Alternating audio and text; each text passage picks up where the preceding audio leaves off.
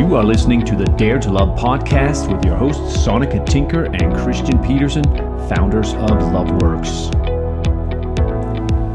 I am excited to be with you on today's podcast. Today we are going to be talking about judgments and how to use your judgments of other people to develop more compassion and understanding for yourself and for other people so that it brings you closer instead of brings you farther apart.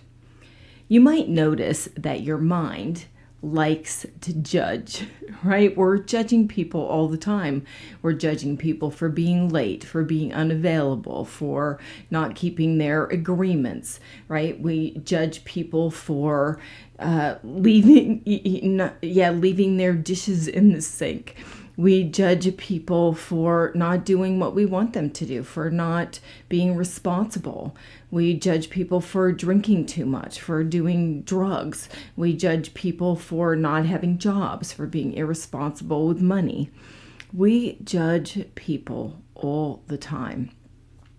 And what's really great about our judgments, when we learn how to use them in a really good way, is that our judgments point back to us and have a plethora of information in them available to us for what we think, for what we value, for what we care about, for what we've come to believe, what we decided way back when, what is important to us, how we move through life, what we want to give to other people, how we want to contribute, and ultimately who we've committed to being. They also point us to our blind spots and to where we could stand to grow more, love more, expand into including variety and differences even more. So in this podcast, we're going to walk through several different ways that you can use a judgment you have about someone to get access to your unconscious material, to who you are, and to how to actually use it to expand your capacity to love and feel more compassionate and forgiving, both for yourself and for other people. So to get the most value out of this particular podcast, I would encourage you to, first of all, come up with a judgment you have about someone that you can work these various steps with. So any judgment will do, preferably not about yourself, but about somebody else. And the judgment I'm going to be working with here today, to give you some examples to work around, is I'm going to use a judgment I have about two different parents of children that my kids are friends with, both of whom have a habit and pattern of telling me when they drop off their children to play. Now, granted, this was years ago, so my children are older now, and that doesn't happen so often very much, but it used to be the case that when they dropped off their children, they would say, I don't want my children going past the end of your driveway. I don't want my children playing in this way. I don't want my children doing this. I only want my children eating these kinds of foods. I only want my children watching these kinds of movies, or not watching anything at all, right? There was a list of rules that their children were kind of sent over here with. And I used to judge these people as being helicopter parents, controlling parents, fearful parents. So that's the judgment I'm going to be working with in this podcast to illustrate these various steps and to use that as an example for you to follow along and be able to work with your own judgment. So the first thing that I want to say about judgments is often we move through the world with a shadowed aspect of ourselves. In other words, there are aspects of ourselves that we're blind to. There's so much a part of who we are that we're unconscious to them, just like we're not necessarily aware of air, most of the time either. We just breathe, we just have air around. And it's so much a part of our experience that it never it rarely comes up into consciousness unless we deliberately choose to focus in on it. So the same thing is true in our judgments. Often in our judgments, we are projecting these unconscious places in ourselves onto other people, right? So we can't see them in ourselves, but we can see them out there on other people. So one of the first ways you can use judgments to see yourself is to ask, how am I just like that? How am I just like this judgment?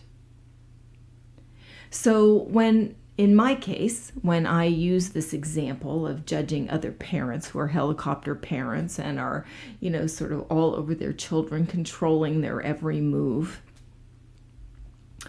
how am I just like that? Well, one way I see that I'm just like that is I have a rule, right? I have a judgment about people who have rules. I think people shouldn't have rules and limitations on their children, right? So that is my rule and my limitation. So in a certain way, I am just like them. I think it is better to let children eat whatever they're inspired to eat.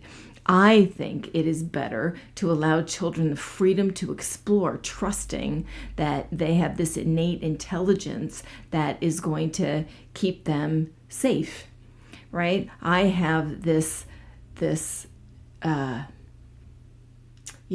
desire for children to be able to be free, to experience and explore unencumbered by external limitations that don't have a real clear, specific focus. I mean, obviously I don't want kids running out into the street, which is another way in which I am just like them, right? There are some rules I do have, that it's not okay for them to climb too high in a tree, right? It's not okay for them to swim in dangerous rivers, right? So there are, fast moving rivers. So there are places where I am exactly the same. I also preferred when my children were small that they didn't watch media with really frightening images that inspired them to have nightmares. So there were times when I also might request, when my children went to play someplace where I knew they had a lot of media, to say I'd prefer for them to not watch something while they're over here.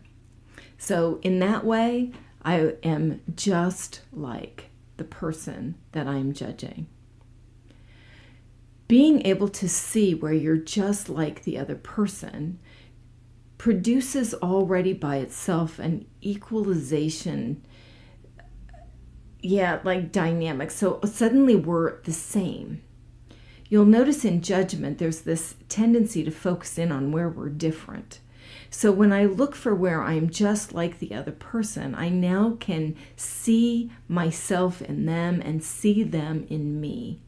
And it produces this equal dynamic where now I'm not better or worse, but really where we're similar. And I can begin to grant a little more space to where they might be a little more afraid, just like I am in certain situations as well.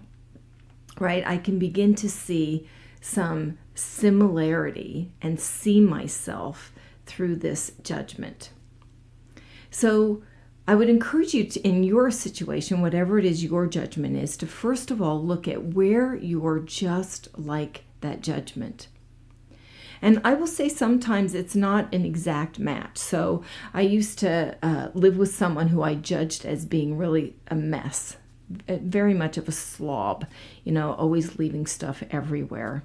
And when I first looked at where am I just like that, I was like, well, I'm not like that. I'm neat. I'm clean. I'm always cleaning up. I have everything is always in its place. I am not like that.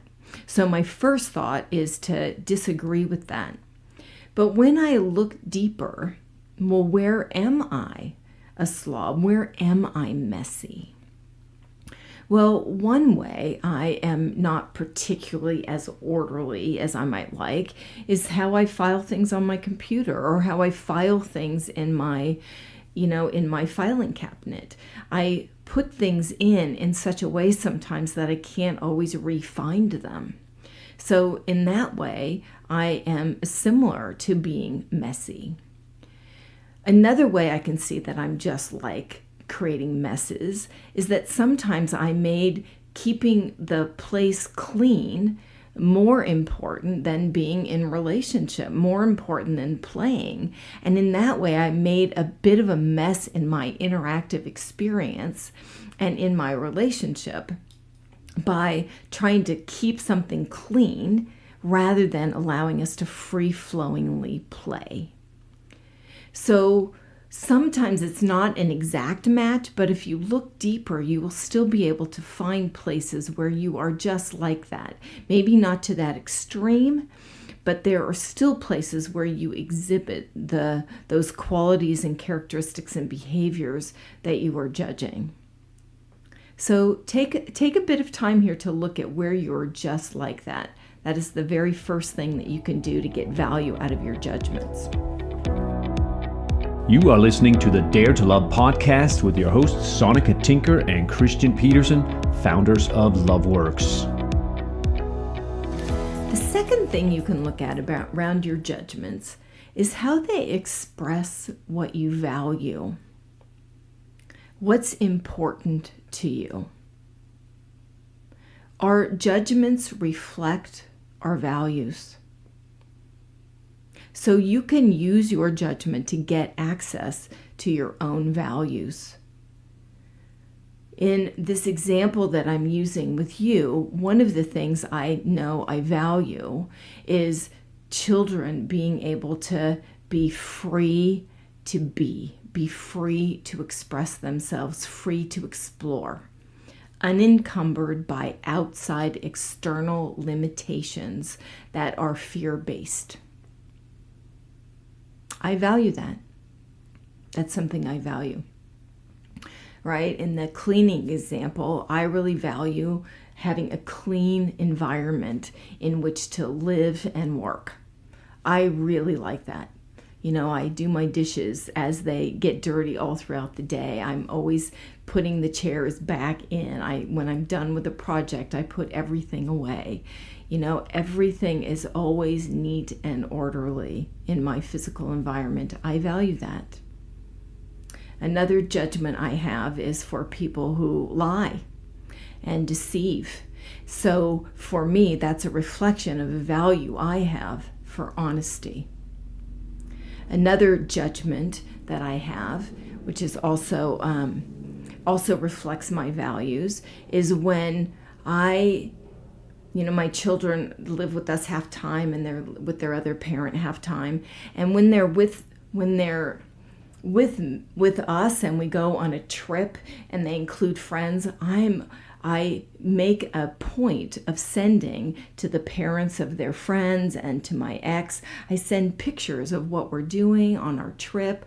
I include activities, right? I'm always sending to them, updates of what we're doing, including them in the experience. And so when my ex goes on trips or they're with friends and the parents don't do that same thing, I judge them not including me, not taking care of my concerns, not expanding to, include me in their adventure. And again, what is in that is this value that I have for inclusion, for including other people and making sure they're informed and participating in their children's experience even when they can't be there. So every judgment you have is a reflection of something you value. So take a moment to explore with your own particular judgment what the values are you have and you hold that are being expressed in that particular judgment. Another tool that you can use to gain insight into your judgments is to look at these values you hold and to notice what rules and code of ethics you have created for yourself out of those values. I liken it to the 10 commandments. Like, what are your commandments that you have designed for yourself and your life out of these values? So for example, some of my rules are, thou shalt not lie. Thou shalt not shame or hinder a child's development, right? Thou shalt keep things clean and orderly. Thou shalt keep agreements, right? There are certain rules that I have cultivated, right? Thou shalt include other people when they're not around, right? Thou shalt go out of your way to include other people who might otherwise feel excluded. Those are all examples of my rules. And I consider these rules that we form out of our values to be unenforceable rules.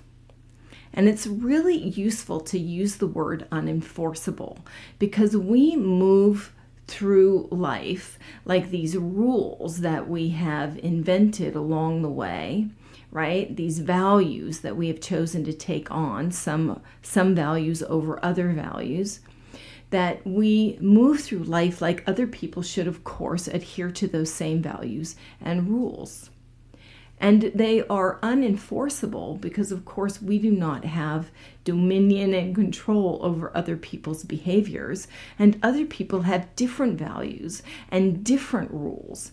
So it's useful for us to notice what are our unenforceable rules that guide us and determine who we are and how we move and who we're attracted to and who we're not attracted to, who we judge favorably, who we judge negatively, to be able to bring to the surface these unenforceable rules that live in the background and form us, are forming us. So take a moment to actually to explore, what are your unenforceable rules?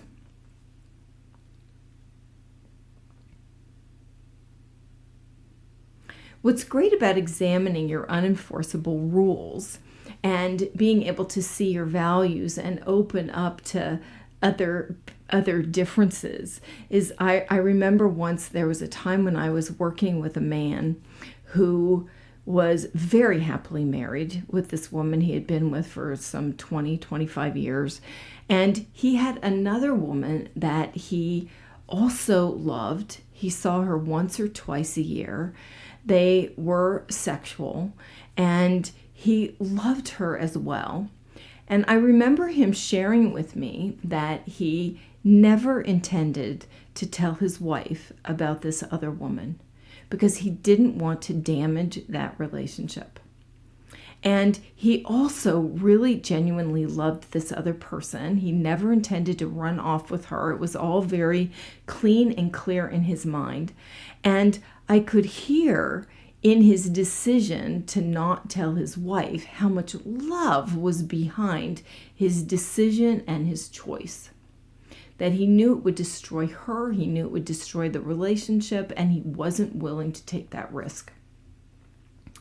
And it was one of the first times that I could see the positive intent and even benefit behind lying. And it had me call into question my blanket unenforceable rule that everybody should be honest always, at all time, at any cost. And really, even though I still move that way through my life, as though that's really important to me and that is a value I have, and I would certainly hope that other people might have that same freedom to be completely free to be themselves and be honest. I also know that same value doesn't apply to every single person in every instance, and that there may actually be circumstances where it is not necessarily beneficial to all parties concerned to tell the truth. So my unenforceable rule has since shifted, and I'm sharing this with you to kind of help perhaps shift it for yourself, is moving it from this should or this unenforceable rule, and everybody absolutely should move this way no matter what because I know the better values, is instead to shift your unenforceable rules and your code of ethics and your values and your shoulds, whatever words you want to use to describe that whole category of belief and belief and thought, is to shift it instead to a hope.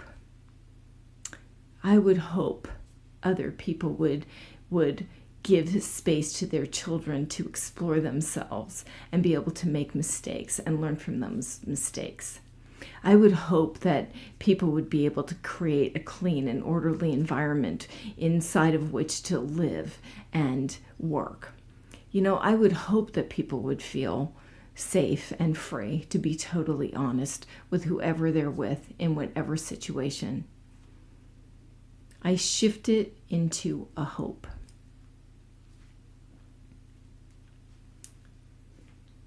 Now, the next opportunity here for us in exploring our judgments, now that we have kind of brought to the surface where we're just like that, and also as our values and our rules, is we can use it now as an opportunity to explore ourselves more thoroughly. Why do we believe what we believe? Where did that come from? Right? Why did I decide to take on that value of honesty instead of this value of lying? Why is it so important to me that parents not be helicopter parents and not be overly controlling of their children? Where did that come from? What positive concern what concern was I trying to take care of in those moments? Right? That in those moments in my past that had me say, I'm going to pick that value. I'm going to choose that code of ethics. I'm going to choose this way of moving and being. Where did that come from? So you're just going to take a moment now to sort of investigate, looking backwards at how did that come to be so important to you? So I shared my value for clean. And when I look back in my life at, why is that so important to me? How did I come to value that so much and to judge people who are disorderly and, create messes everywhere? And in my past, my dad is still a hoarder, and he created messes all the time. I spent a good bunch of my childhood on weekends cleaning up messes that he had made all through the week, cleaning out the garage, cleaning out this Quonset hut he had built in the back. Our house was always full of junk. The yard was full of stuff, incomplete projects all over the place.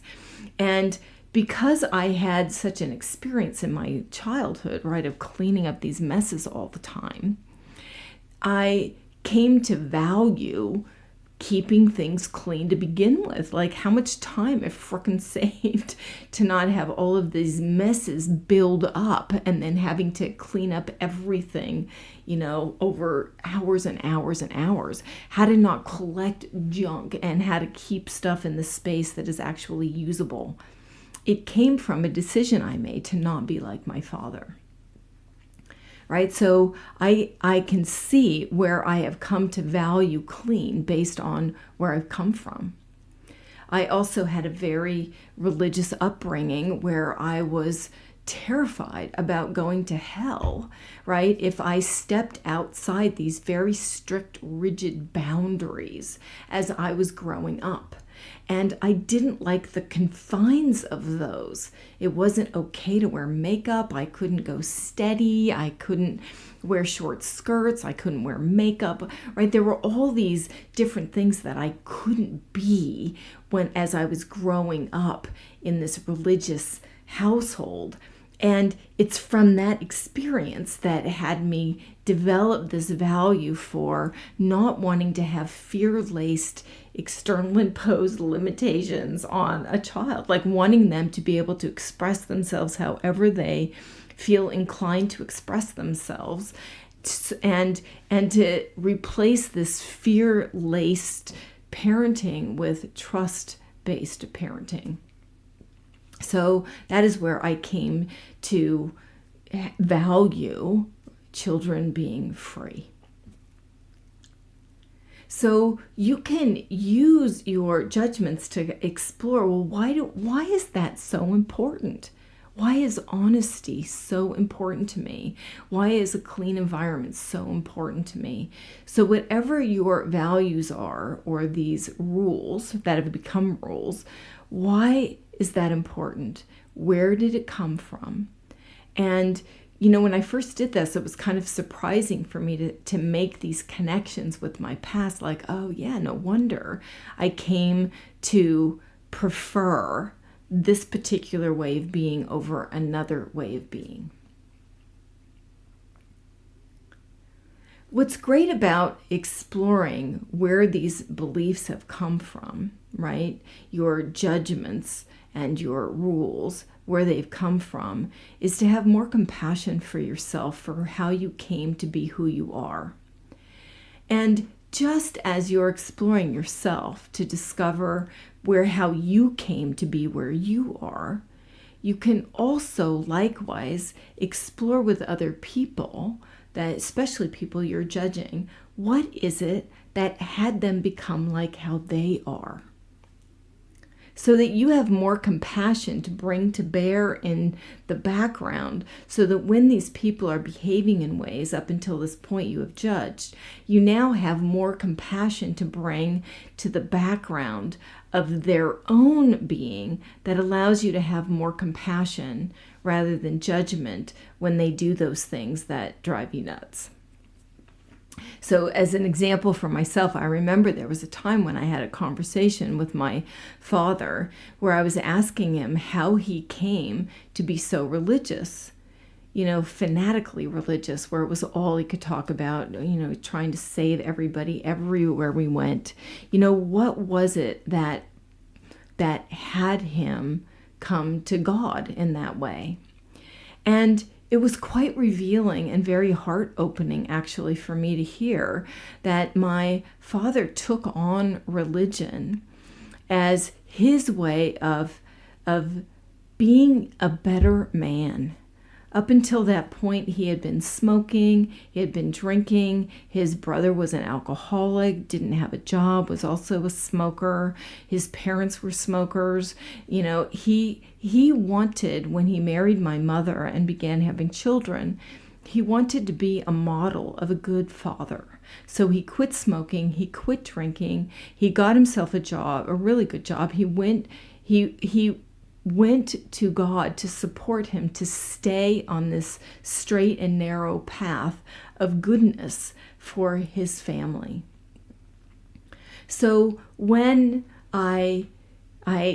and even his passing that on to us, including this fear of hell, right, of going to hell, was his way of wanting to support us to be good people, to stay on the straight and narrow path, to not get waylaid by drugs and alcohol and destructive life choices. It was his way of loving himself and loving his wife and loving his children. So knowing that had me have more compassion for my dad's fanatical religious side, and to see the positive intent that was underneath that choice for him, so that when faced with what used to be judgments in the past, I now had this more fuller understanding of what brought him to that place, so that I could allow and have more spaciousness for his way of being, less judgment, more compassion.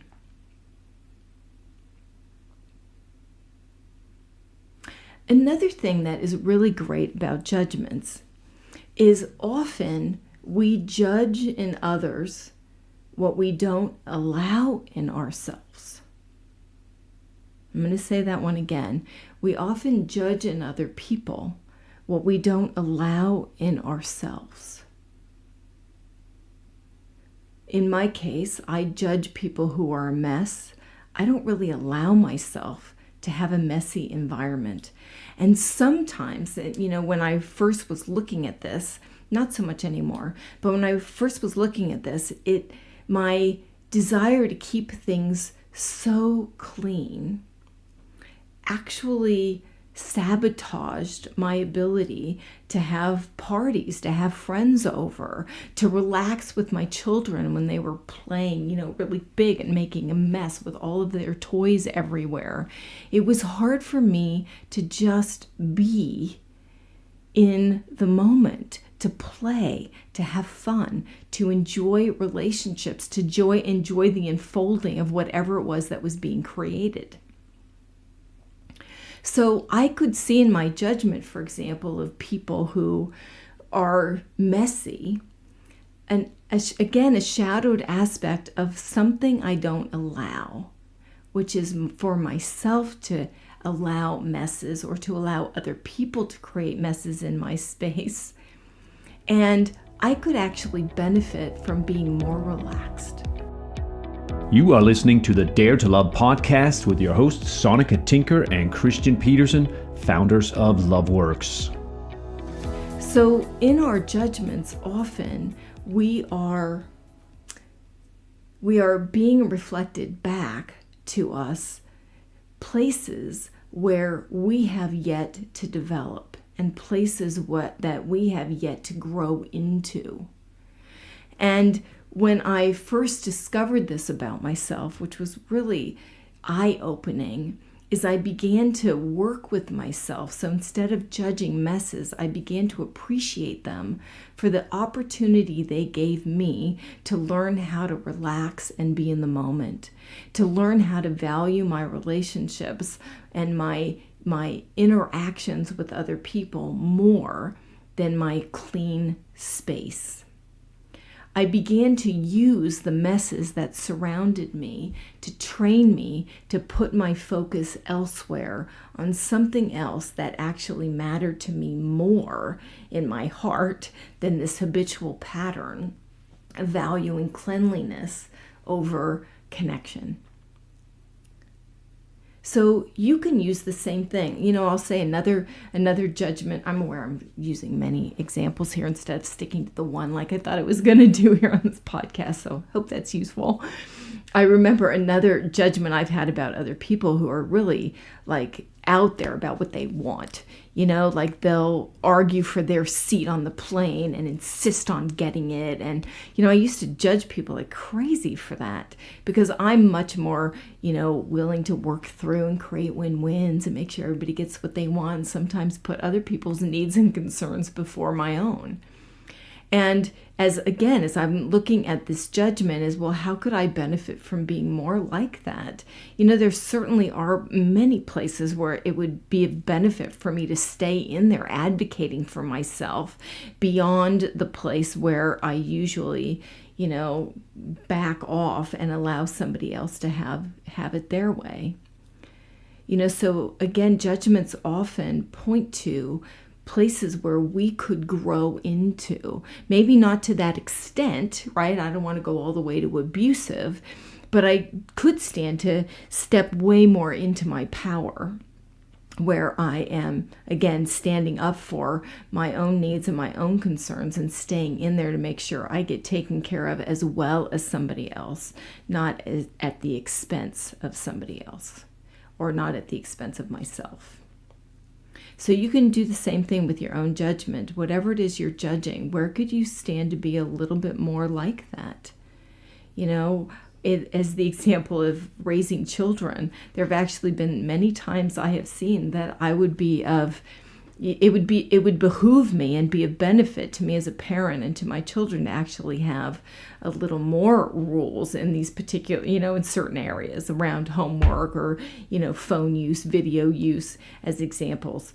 So there are definitely places where I could stand to be a little bit more, interventive and disciplined in the parenting department and not just totally free and open. You can do whatever you want. So again, also, often our judgments, while they're pointing to places where we're just like that, they're also pointing to places where we could stand to be more like that and to develop ourselves more. The last thing I want to offer here for how to use judgments. The other thing that's often present in our judgments is that we see in our judgments of ourselves and other people the gap between where we are and where we could be. The gap between where someone is and where they could be. We see an enhanced vision for what's possible. And our judgments are pointing to that gap. So rather than using our judgments to cut someone down and say you're not enough, right? You should be different. You're not okay the way you are. You should be adhering to my way of seeing things, my way of doing things, right? For you to be okay, you need to shift and change. Another way we can be with our judgments or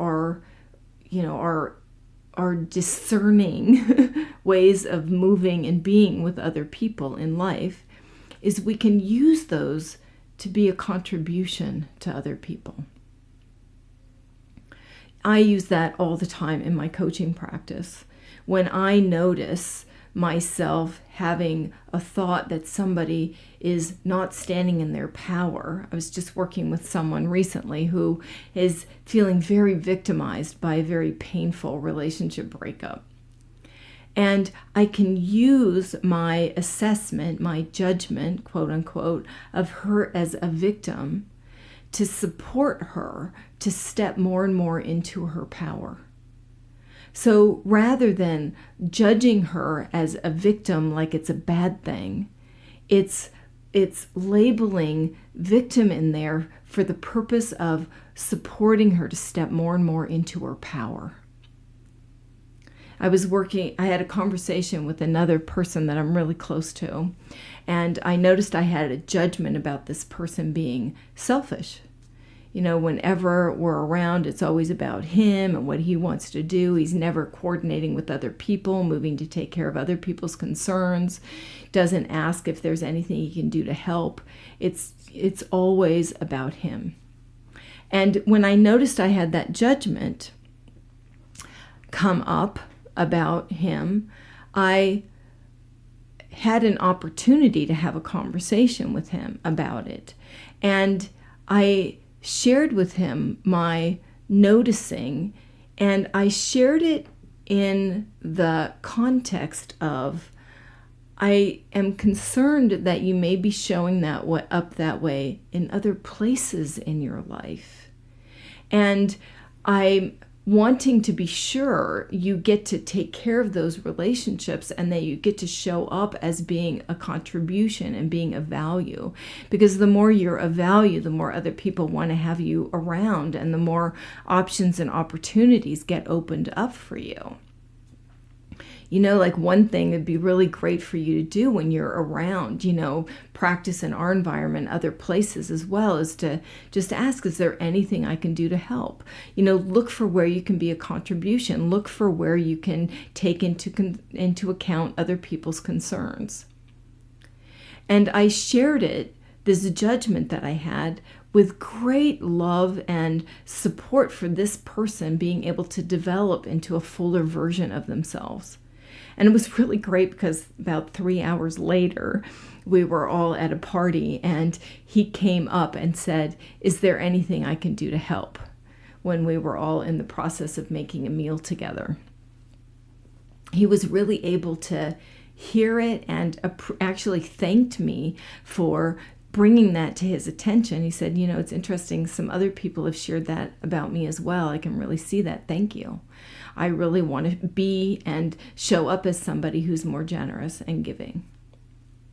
So our judgments about other people can also be an opportunity for us to reach out in care. There have been times when I have judged somebody for not responding, right, as agreed to my outreach. And I use that judgment to reach out in love. Wow, I'm concerned about you. I haven't heard from you. Is everything all right? So that my judgment of, God, they're not calling me back, right, turns into this opportunity to really genuinely inquire into someone's well-being and to offer to be of contribution, to offer to be of help. And in many cases where I have moved like that, the other person is like, oh yeah, thank you for reaching out, and I get to hear what's going on for them, which is often never about them, trying to do something to me by not responding. It really is something that's going on for them. So again, we can use our judgments to begin to inquire into other people's experience, what's going on for them, and to look for where we can be a contribution. I know I said that was going to be the last thing, but I also thought of another, and that is often, and it kind of goes along with this other piece I was just sharing about, is our judgments are always only from our point of view. I'm sure you've heard that saying, for you to get to really know me, walk a mile in my moccasins. When you are stepping inside me and my world and my story and where I've come from, everything I do would make total sense to you. So anytime we're judging anybody, it's because we don't know enough about who they are and their story and where they're coming from, that is having them make different choices, that is having them make different moves. And the more we can get inside someone else's experience and be able to ask questions about why they do what they do and where they come from, the more we expand our own myopic point of view to include other points of view. And just like this man who so beautifully shared to me his intention to never tell his partner about this one relationship that he just saw this person a couple times a year. And while he loved her, it wasn't, it was like, going on a fishing trip that he really loved. It was something he loved, but it didn't take away. And to really have my world expanded for how much love can be behind a lie, and where actually lies might be the most loving thing to do. And he took that lie to his grave. I was expanded to get that honesty isn't the only way to move in every and in every instance for other people. To have compassion and forgiveness and love for other people who move differently. Judgments tell us more about ourselves than they do about other people, and every single judgment we have can be an opening to discovery, to uncovering who we are, why we are, what matters, how we came to this. And in every instance, our judgments can allow us to have more understanding for who we are, for who other people are, and in that way create bridges where there used to only be separation. So I hope you have enjoyed this podcast, and I encourage you to play with this with your own judgments, to explore what is playing out in the background of your judgments, and to see what gets opened up from that place. Judgments are a window into and a door to great love, if we allow it to be that. You have been listening to the Dare to Love podcast with Sonica Tinker and Christian Peterson, co-founders of LoveWorks. And hey, if you found this podcast to be valuable, would you hit the share button and go ahead and share this with your friends on Facebook, Twitter, or wherever your favorite hangouts are. Thanks so much for sharing the love.